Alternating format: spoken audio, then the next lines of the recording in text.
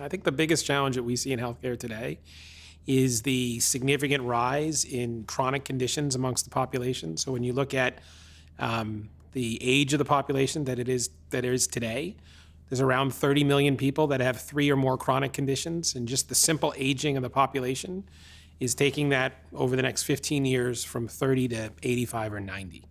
And you have a system in healthcare that is really ill-equipped to handle complex patients. And so when you think about the way hospitals operate, the way data and analytics is shared, it isn't really oriented towards addressing that chronic patient at the point in time when you can actually impact care.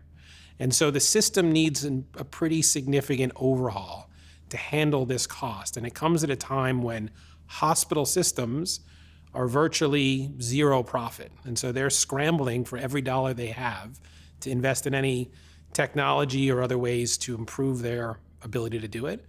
And a government that is seeing increasing pressure on the Medicare program, where the aging of the population is going to cause that program to maybe run out of money in the next 15 years. And then the last piece is that the consumer is now bearing more and more of the cost of their own individual health care.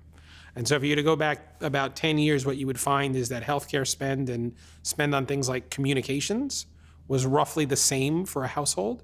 And now healthcare is twice as much as the spend on communications. And everyone can think about how much money they spend on their cell phone and other things. And yet healthcare is twice as expensive now. And so all of those factors together creates a very difficult environment to address this incredible expansion in folks with chronic conditions. And that, I think, is the largest problem we face today.